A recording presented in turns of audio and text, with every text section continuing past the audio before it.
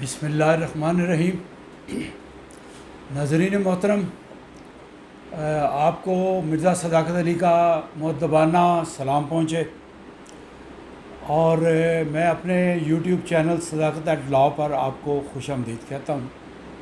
आजकल हमारी जो कुरानिक सीरीज़ चल रही हैं लेक्चर्स की, ये आज का लेक्चर भी उसी सिलसिले की एक पार्ट 2 है और इस पर हम पहले बना चुके हैं लेक्चर्स और अभी बहुत सारी कुरान की तालीमात और कुरान के अहकामात हमारे लिए जो मुसलमानों की ज़िंदगी के लिए बल्कि तमाम इंसानियत की ज़िंदगी के लिए नहायत ज़रूरी हैं, वो अल्लाह का पैगाम आप तक पहुंचाना है।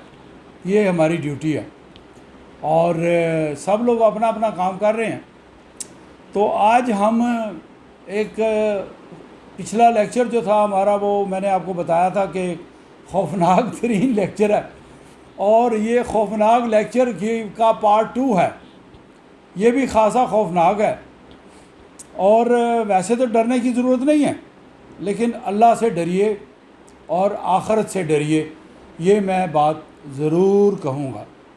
ये मेरा मकसद ही लेक्चर बनाने का ये है कि हमें इदराक होना चाहिए, हमें एहसास होना चाहिए कि हम क्या कर रहे हैं और क्या करना चाहिए, हमें क्या करना चाहिए। और लेक्चर शुरू करने से पहले आपसे रिक्वेस्ट है कि मेरी वीडियो को आप लाइक कीजिए, शेयर कीजिए, बेल आइकन को प्रेस कीजिए और हर आने वाली वीडियो का नोटिफिकेशन इस तरह से आपको मिलता रहेगा। तो चलिए शुरू करते हैं। आज का वीडियो का उन्वान है हॉरेबल यौमुल क़यामा, यानी क़यामत का खौफनाक दिन।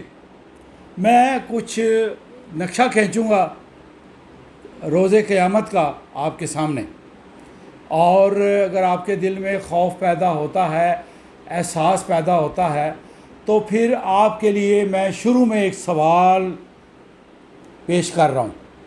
वो सवाल ये है कि मैंने, आपने और हमारे तमाम मुसलमानों ने क़यामत के लिए क्या तैयारी की है, क्या तैयारी की है।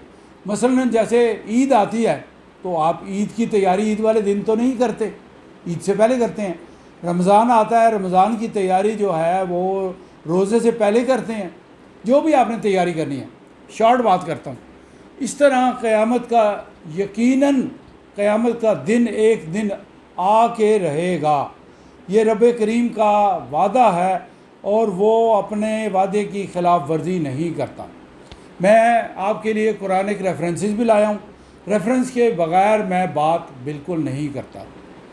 तो मैं आपको जो नक्शा मैंने बनाया है क़यामत के दिन का, वो ये है कि जब क़यामत आएगी तो पहला नुक्ता आपको बताता चलूँ कि किसी को अल्लाह सुब्हानहू ताला ने कोई ख़बर, कोई इतला ना हदीस में ना कुरान करीम में ये दी है कि किस रोज़, किस साल, किस महीने क़यामत आएगी।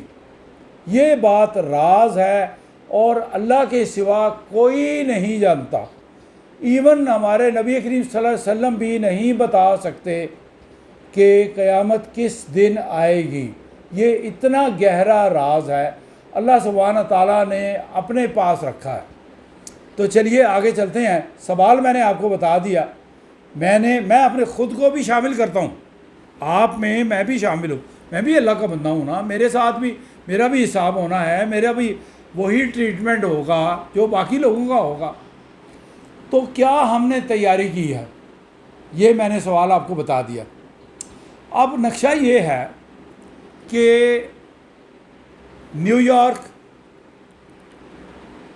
Paris, London, Bombay, Karachi, Islamabad, Athens, Istanbul और दुनिया के बड़े बड़े मशहूर शहरों में स्टॉक एक्सचेंज का लेन देन हो रहा होगा। ये जो कंपनियों को शेयर नहीं बिकते, शेयर बेचे और ख़रीदे जा रहे होंगे। कराची में आवाज़ें लग रही होंगी, सुई साउदर्न का 250 का हो गया, सुई नॉर्दर्न का 300 का हो गया, दान फाइबर का इतने का हो गया। मेरा भी कुछ थोड़ा बहुत स्टॉक एक्सचेंज में कुछ थोड़ी बहुत इन्वेस्टमेंट है थोड़े, इसलिए मुझे कंपनियों के नाम पता है।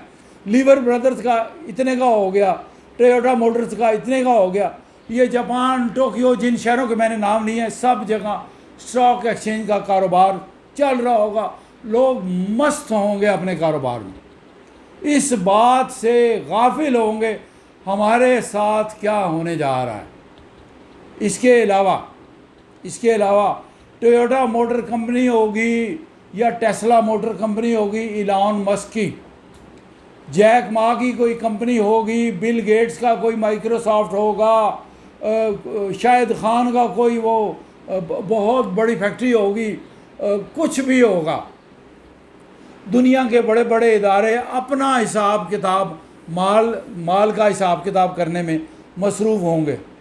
दर्जी कपड़ा काट रहे होंगे, किसान हल चला रहा होगा, और दरख्तों पे फल लगे हुए होंगे, और अम्मी जान जो है आपके लिए पराठा पका रही होंगी, और बच्चे बैग गले में डाल के स्कूल जा रहे होंगे, और पायलट PIA के या कतर एयरवेज़ के या लुफ्थांसा एयरलाइन के या KLM के हवाई जहाज़ उड़ा के एयर होस्टेस उनको या वो खूबसूरत लंच सर्व कर रही होंगी।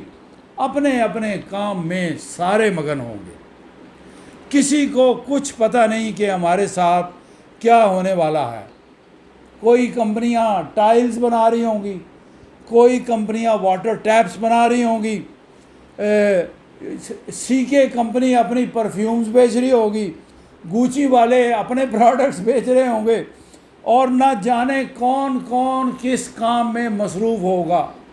धोबी होगा तो वो कपड़े धो रहा होगा, और फार्म हाउस वाले अपने फार्म हाउस में बैठ के सिगार पी रहे होंगे, कॉफ़ी पी रहे होंगे, मज़े ले रहे होंगे, इस बात से गाफिल होंगे। ये एक मंज़र मैंने आपसे खींचा है। और फूल खिले हुए होंगे और बागबानी हो रही होगी, सड़कों पे ल्यूमेज़ीन और बड़ी बड़ी कीमती और बड़ी बड़ी आलीशान गाड़ियाँ, रोल्स रॉयस और बेंटले कॉन्टिनेंटल और ना जाने क्या क्या रवां दवां होंगी, बहरी जहाज़ चल रहे होंगे, समुंदर जोश मार रहा होगा और कश्तियाँ चल रही होंगी, बागों में लोग सैर कर रहे होंगे। तो अचानक एक बहुत बड़ा हादसा अजीम रूनमा होगा। वो हादसा अजीम रूनमा ऐसे होगा, मैं नहीं कहता, ये कुरान करीम कहता है। अल्लाह सुब्हान ताला इरशाद फरमाते हैं, सब अपने काम धंधों में मुलविस होंगे। प्रॉपर्टी डीलर गिन रहे होंगे नोट, आज मैंने 10 लाख की दिहाड़ी लगाई है, और जनाब जज साहिबान जो हैं अपने मुकदमात की तारीखें दे रहे होंगे, और रिश्वत लेने वाले पुलिस अफसरान रिश्वत ले रहे होंगे। वो ये सोच रहे होंगे मेरे पास 20 लाख रुपया रिश्वत का जमा हो गया, कभी 30 लाख हो जाए तो मैं कोई छोटा मोटा घर ले लूँ रिश्वत से, पुलिस वाले। इस तरह बाकी जो सियासतदान हैं वो भी अपनी सियासत में मसरूफ़ होंगे, सेनेटर अपना काम कर रहे होंगे। दुनिया का हर अल्लाह की मखलूक का बंदा अपने काम में मसरूफ़ होगा। यकायक क्या होगा? यकायक एक ज़ोरदार हादसा अजीम पेश आ जाएगा। ज़मीन एक ज़ोरदार धमाके से हिला दी जाएगी, रेज़ा रेज़ा कर दी जाएगी, और लोग आपस में बात करेंगे, ये क्या हो गया, ये कौन सा धमाका हुआ है, ये कहाँ की आवाज़ है, ये क्या हुआ, ये किस चीज़ ने हमें आन पकड़ा है। कुरान करीम ये कहता है, ये किस चीज़ ने हमें आन दबोचा है। तो मैं फिर अब आपको बताता हूँ कि ये क्या होगा, उस रोज़ क्या होगा। वो होगी क़यामत की घड़ी जिससे हम गाफिल हुए बैठे हैं। तो क्या होगा ये सुनिए ज़रा। पहला रेफरेंस मैं आपको देता हूँ, सूरह अल कारिया पारा नंबर 30 आयात नंबर 1 तक 11। सुनिए ज़रा, जिस कुरान को हम बुलाए बैठे हैं, अल्लाह ने आज से 1400 साल पहले आपको अपने नबी हुजूर पाक सल्लल्लाहु अलैहि वसल्लम, लाखों दुरूद और सलाम उन पर हो, मेरे आका पर। ये कलाम उतारा अल्लाह का कलाम है, मैं उसका तर्जमा पढ़ता हूँ। पहले आपको अरबी में भी थोड़ा सा पढ़ के सुना देता हूँ ताकि आपको ये यकीन आ जाए मिर्ज़ा साहब थोड़ी बहुत अरबी जानते हैं। बिस्मिल्लाहिर्रहमानिर्रहीम। अल कारिया तो मल कारिया वमा अदरा का मल कारिया यौमा यकूनुन नास कल फराशिल मबसूत वतकूनुल जिबाल कल अहनल मनफूश फ़म्मा मन सकलत मवाज़ीनहु फ़हू फ़ी ऐशितर राज़िया वम्मा मन खफ़्फ़त मवाज़ीनहु फ़म्मा हाविया मा दरा का माहिया नारुन हामिया। तर्जमा पढ़ता हूँ। हादसा अज़ीम क्या है? वो अज़ीम हादसा तुम लोगों से मुखातिब है अल्लाह सुब्हानहू व तआला, तुम क्या जानो कि वो अज़ीम हादसा क्या है? वो दिन जब लोग बिखरे हुए पतंगों की तरह और पहाड़ रंग बरंग के धुने हुए ऊन की तरह होंगे। पहाड़ ऐसे हो जाएंगे जैसे वो रुई पेंजा जो है वो रुई को धुनता है, ऐसे उड़ेंगे हवाओं में। फिर जिसके पलड़े भारी होंगे, पलड़े भारी होने का मतलब है जिसकी नेकियां ज़्यादा होंगी, वो दिल पसंद ऐश में होगा, यानी वो खुशी की ज़िंदगी में होगा।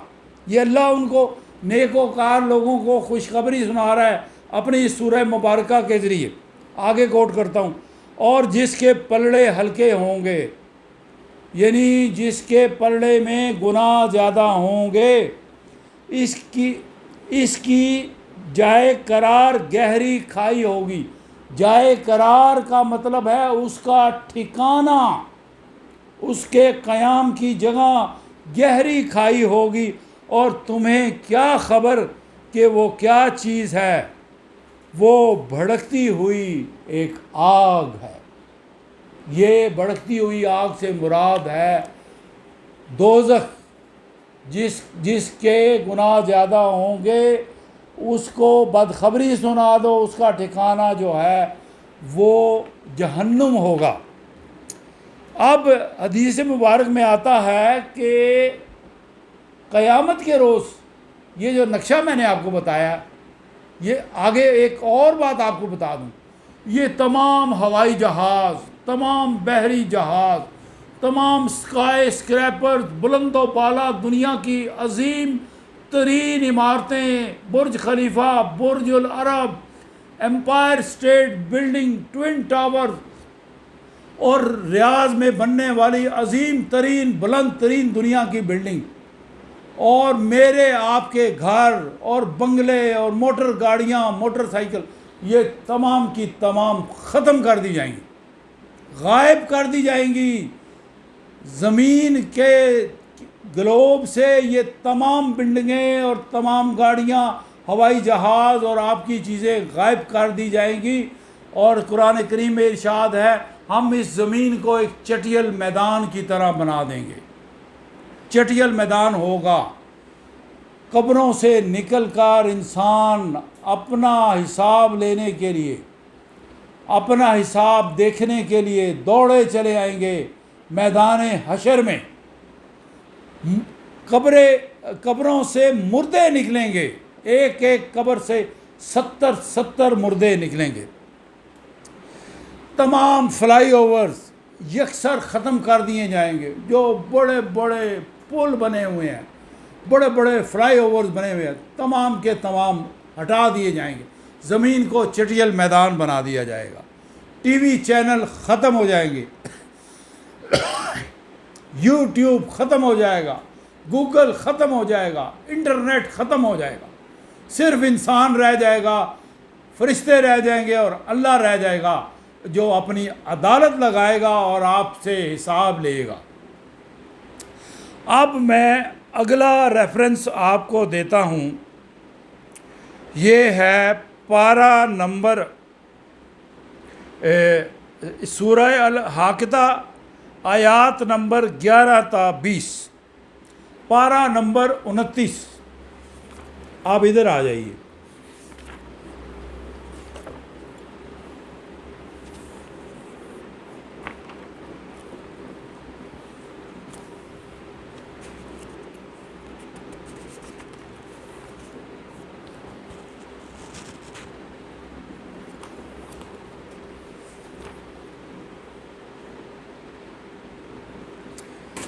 पारा नंबर 29 मैं पढ़ता हूँ, तर्जमा पढ़ता हूँ वक्त बचाने के लिए। बिस्मिल्लाहिर्रहमानिर्रहीम। फिर जब एक दफ़ा सूर में फूंक मार दी जाएगी और ज़मीन और पहाड़ों को उठाकर एक ही चोट में रेज़ा रेज़ा कर दिया जाएगा, उस रोज़ वो होने वाला वाक़या पेश आ जाएगा। उस दिन आसमान फटेगा और इसकी बंदिश ढीली पड़ जाएगी, फरिश्ते इसके अतराफ में होंगे और 8 फरिश्ते उस रोज़ तेरे रब का अर्श अपने ऊपर उठाए हुए होंगे। वो दिन होगा जब तुम लोग पेश किए जाओगे। तुम लोग, मैं, आप, दुनिया के तमाम लोग, तमाम मज़ाहिब के लोग, तमाम फ़िरक़ों के लोग, दुनिया की मुकम्मल आबादी जो पहले मर चुकी है, जो इसके बाद मरेगी, जो ज़माना कदीम से मरी हुई है, सब के सब दोबारा ज़िंदा किए जाएंगे। फिर आगे सुनिए बड़ी ज़बरदस्त बात, तुम्हारा कोई राज भी छुपा ना रह जाएगा। अल्लाह अकबर। यानी हम जो कुछ करते हैं रात के अंधेरे में करें, दिन के उजाले में करें, किसी के सामने करें, दिल में करें या छुप कर करें, तुम्हारा कोई राज भी छुपा ना रह जाएगा। उस वक्त जिसका अमाल नामा उसके सीधे हाथ में दिया जाएगा, वो कहेगा, लो देखो, पढ़ो मेरा अमाल नामा, मैं समझता था कि मुझे ज़रूर अपना हिसाब मिलने वाला है। बस वो दिल पसंद ऐश में होगा। ये नेकोकार लोगों की बात हो रही है।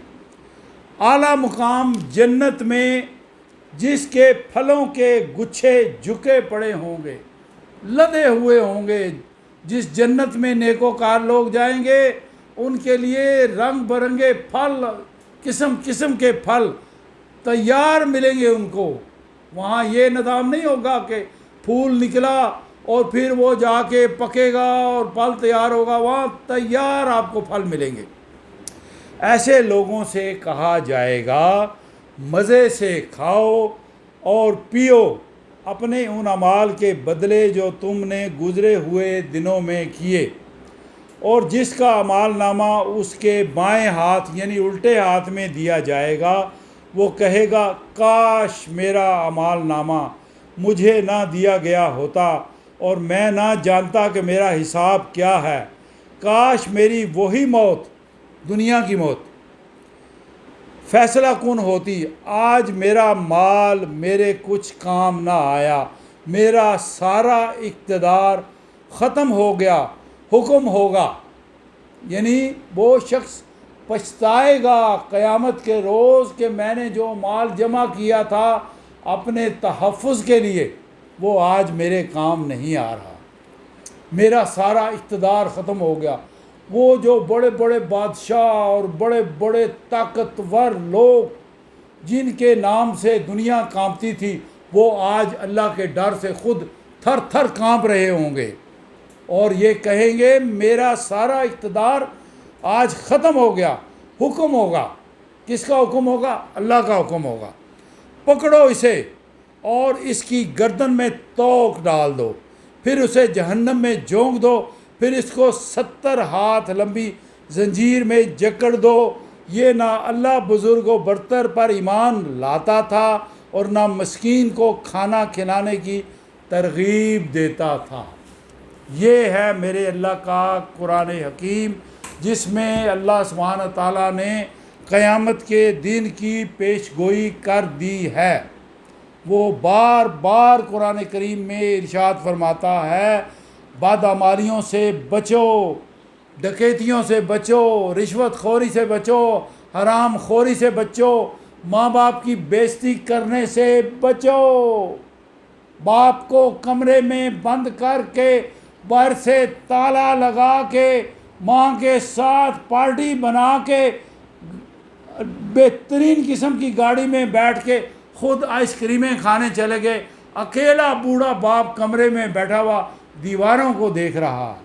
ये जुल्म नहीं तो क्या है? आप बाहर केक काट रहे हैं, आप बर्थडे मना रहे हैं, बूढ़े बाप को पूछते नहीं। सारी ज़िंदगी उसका कमाया हुआ माल खाया, सारी ज़िंदगी उसकी कमाई से मोटर गाड़ियाँ खरीदी, टाइयाँ लगाई आपने, जहाज़ों की सैरें की, ऐशो इशरत किया, बड़े बड़े होटलों में खाने खाए और ब्रांडेड सूट पहने, ब्रांडेड कपड़े पहने। जब बाप बूढ़ा हो गया तो उसको कमरे में लॉक करके आप बाहर चले गए। उसके दिल पे क्या बीत रही होगी ये वही जानता है, या उसका रब जानता है कि उसके साथ, बाप के साथ क्या सलूक किया। मैं ये बात सिर्फ बाप के लिए नहीं कह रहा, बदसलूकी बाप के लिए भी बुरी है, बदसलूकी माँ के लिए भी बुरी है। अपने बुज़ुर्गों का एहतराम कीजिए। अगर अल्लाह को राज़ी करना है, माँ और बाप को खुश रखिए, उनकी खुशियों का एहतराम कीजिए। उनकी आंखों में आपकी वजह से आंसू नहीं आने चाहिए, वरना आपको हिसाब देना पड़ेगा रोज़े क़यामत इस बात का। बड़ी बातें हैं करने वाली, सिर्फ एक माँ बाप की बात नहीं है। आपके अमाल में आपकी हलाल और हराम की कमाई भी मैटर करती है, आपका हमसायों के साथ सलूक भी मैटर करता है, यतीमों बेवाओं मस्कीनों के साथ आपका सलूक भी मैटर करता है। वो सारी बातें एक लेक्चर में दोहरा नहीं सकता। वो नेक अमाल जिनकी हदायत मेरे रब्बे करीम ने कुरान पाक में दी है, वो नेक अमाल अपनाइए, उन पर अमल कीजिए, तो फिर मेरे सवाल का जवाब आपको मिलेगा कि जी हाँ, हम क़यामत के दिन की तैयारी कर रहे हैं, अपने माँ बाप की इज़्ज़त कर रहे हैं, बदकलामी नहीं कर रहे, उनका एहतराम कर रहे हैं, उनके दुख का, उनकी बीमारी का, उनके जज्बात का ख्याल कर रहे हैं, यतीमों के सर पे हाथ रख रहे हैं, बेवाओं के प्लाटों पे कब्ज़ा नहीं कर रहे। पुलिस वाले या जज साहिबान या पॉलिटिशियन कोई भी हो, कहीं भी हो, जिसके हाथ में कोई इख्तियार या इक़्तिदार है, वो हरगिज़ रिश्वत ना ले, रिश्वत से परहेज़ करे। अगर इंसाफ की कुर्सी पे बैठा है तो पूरा पूरा इंसाफ करे, और इंसाफ करे अल्लाह के खौफ से, इंसाफ करे इस बात के डर से कि या अल्लाह एक दिन मैंने तेरे आगे पेश होना है, आज तूने मुझे जज बना के इंसाफ की कुर्सी पे बिठा दिया है, मैं अब तेरे बंदों के दरमियान पूरा पूरा इंसाफ करूँगा। अल्लाह आपके दिल के राज भी जानता है। अगर आपने रात के अंधेरे में ब्रीफकेस लेके और कातिल मुल्ज़िमों को छोड़ दिया, उनकी ज़मानतें ले ली, कुछ भी कर दिया, अल्लाह से कोई बात छुपी नहीं होगी। ये बात सिर्फ जज साहिबान के लिए नहीं है, मेरे लिए भी है और हर आदमी के लिए है। हर जगह आपको इंसाफ करना पड़ेगा। आप दूध में मिलावट करने से परहेज़ करें, मसाला जात में मिलावट करने से परहेज़ करें, झूठ बोलने से परहेज़ करें, अपनी ज़ुबान से मुनाफ़क़त मत करें, अपने नेक अमाल को ज़ाया मत करें। ये अच्छी बातें जो मेरे रब ताला ने कुरान में कही हैं, मैं अपना फ़र्ज़ समझता हूँ, अपनी ड्यूटी समझता हूँ, मैं अल्लाह का पैगाम आप तक पहुँचा रहा हूँ। आप ये वीडियो बनाने का मकसद आपके सोए हुए जज्बात को जगाना है, आपको याद दहानी करानी है कि अल्लाह के खौफ से डरिए। एक हर तरफ क़यामत एक बर्पा है, हर कोई किसी को लूट रहा है, ज़्यादा माल कमाने की हवस में उसका दिल चाहता है मैं दूसरे की गर्दन काट लूँ और अपनी तिजोरियाँ भर लूँ, अपनी जेबें भर लूँ। खुदारा रिज़्क़े हलाल कमाइए, आपको एक एक रुपए का हिसाब देना पड़ेगा। ये मैं नहीं कहता, मेरा रब कहता है, मैं तो आप तक उसकी बात पहुंचा रहा हूं। अगला रेफरेंस सुनिए, ये है पारा नंबर 8 और आयात नंबर हैं 100 से लेकर और 104 तक। मैं तर्जमा पढ़ता हूँ। ये सूरह अल इनाम में अल्लाह ताला क्या फरमाता है, सुन लीजिए, अपने कानों से सुन लीजिए। ये याद दहानी है आपके लिए, बड़े एहतराम से अर्ज़ कर रहा हूँ। मेरा लेक्चर का मतलब ये नहीं है मैं कोई नेकोकार हूँ और बाकी लोग सब गुनाहगार हैं। मैं भी आपकी तरह का इंसान हूँ, लेकिन परहेज़गारी अपनाना होगा, परहेज़गारी अपनानी होगी और नेक काम हमें करने होंगे अगर हमने आखिरत की तैयारी करनी है। सुनिए, बिस्मिल्लाहिर्रहमानिर्रहीम। हर शख्स का दर्जा उसके अमल के लिहाज से होगा। ये रोज़े क़यामत की बात हो रही है। जो दर्जा बंदी होगी, अल्लाह फरमाता है हर शख्स का दर्जा उसके अमल के लिहाज से होगा। दुनिया में जो हम काम करेंगे और दुनिया से चले जाएंगे, हमारे अमाल रिकॉर्ड हो जाएंगे, हमें हमारे अमाल के मुताबिक उसका रिवार्ड मिलेगा, सज़ा मिलेगी या जज़ा मिलेगी। रब, तुम्हारा रब लोगों के अमाल से बेखबर नहीं है। अल्लाह सुब्हान ताला फरमाता है तुम ये समझ रहे हो कि मैं आसमानों में बैठा हूँ, मेरे इल्म में नहीं है तुम क्या करते हो, रात को और दिन को क्या करते हो, और छुप के क्या करते हो, रात के अंधेरे में क्या करते हो, मुझे सब इल्म है। तुम्हारा रब बेनियाज है और मेहरबानी इसका शेवा है। अगर वो चाहे तो तुम लोगों को ले जाए और तुम्हारी जगह दूसरे जिन लोगों को चाहे ले आए, जिस तरह उसने तुम्हें कुछ और लोगों की नस्ल से उठाया है। तुमसे जिस चीज़ का वादा किया जा रहा है वो यकीनन आने वाली है, यानी क़यामत, वो यकीनन आने वाली है और तुम खुदा को आजिज़ कर देने की ताकत नहीं रखते।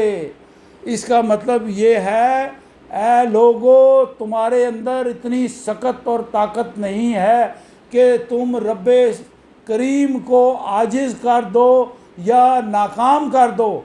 हरगिज़ ऐसा नहीं है, वो बड़ी ताकत वाला है। ऐ मोहम्मद सल्लल्लाहु अलैहि वसल्लम कह दो, अल्लाह ताला अपने नबी से कह रहा है, ऐ मोहम्मद कह दो कि लोगो तुम अपनी जगह अमल करते रहो। यानी लोग ये समझते हैं कि हम नेक अमल करें, उधर से नेक अमल करें और उधर से एटीएम मशीन से पैसे निकल आएँ। ऐसा नहीं होगा। तुम्हारे अमाल तुम्हारे नामा अमाल में लिखे जा रहे हैं। तुम अपनी जगह अमल करते रहो और मैं भी अपनी जगह अमल कर रहा हूँ। अनकरीब तुम्हें मालूम हो जाएगा कि अंजाम कार किसके हक़ में बेहतर होता है। बहरहाल ये हकीकत है कि ज़ालिम कभी फलाह नहीं पा सकते। ये अल्लाह सुब्हानहू ताला कुरान करीम में वाज़े इरशाद फरमा दिया कि जो दुनिया में जुल्म का बाज़ार गर्म करते हैं वो फलाह नहीं पा सकते। इसका मतलब ये है कि वो आखिरत में कामयाब नहीं होंगे। तो शुरू में मेरे प्यारे दोस्तों, मेरी प्यारी बहनों, मैं आपसे ये सवाल करता हूँ, खुदारा दुनिया की ज़िंदगी में गफलत से जागिए, आखिरत की कुछ फ़िक्र करिए। अगले लेक्चर में आपको बताऊँगा आखिरत की फ़िक्र आपने कैसे करनी है। छोटी छोटी बातें हैं, एक दो तो अभी बता देता हूँ। सबसे पहले तो अपने रब से तौबा इस्तग़फ़ार कीजिए।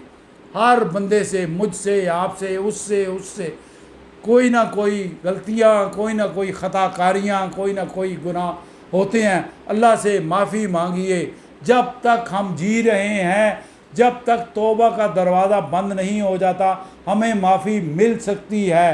अल्लाह के आगे सर को झुकाइए, नमाज़ पढ़िए, रातों को जाग कर रो कर माफ़ी मांगिए। या अल्लाह तू माफ़ कर देने वाला है, हमारी ख़ताएँ माफ़ फरमा। और वो बार बार कहता है मुझसे माफ़ी मांगो, मैं माफ़ कर देने वाला हूँ, मैं बड़ा रहमान और रहीम हूँ। एक बात ये। दूसरी बात ये कि जिन लोगों के साथ आपने ज़्यादती की है उनसे भी माफ़ी मांगिए, हो सके तो वो आपको माफ़ कर देंगे अगर आप माफ़ी मांगेंगे। और इसके अलावा तीसरी बात, नमाज कायम कीजिए, अल्लाह की इबादत कीजिए। और चौथी बात, बाकी अमाल भी नेक कीजिए। जैसे मैं पहले अर्ज़ कर चुका हूँ, अपने वालिदैन से नेक सलूक कीजिए, यतीमों बेवाओं के साथ हक तलफी ना कीजिए, यतीमों का माल खाना और कमज़ोर बहनों का हिस्सा खाना विरासत का अपने पेट में आग भरने के मुतरादिफ है, ऐसा हरगिज़ ना कीजिए। तो ये था मेरा आज का पैगाम अपनी वीडियो के ज़रिए। उम्मीद है आप पर कुछ ना कुछ असर होगा। कुछ लोग भी मेरी बात का असर ले गए तो मैं कामयाब ठहरा। आपसे इजाज़त लेते हैं, मिलेंगे फिर एक नई वीडियो के साथ और एक नए सब्जेक्ट के साथ कुरानिक रेफरेंस में। तब तक के लिए आपसे इजाज़त। Till then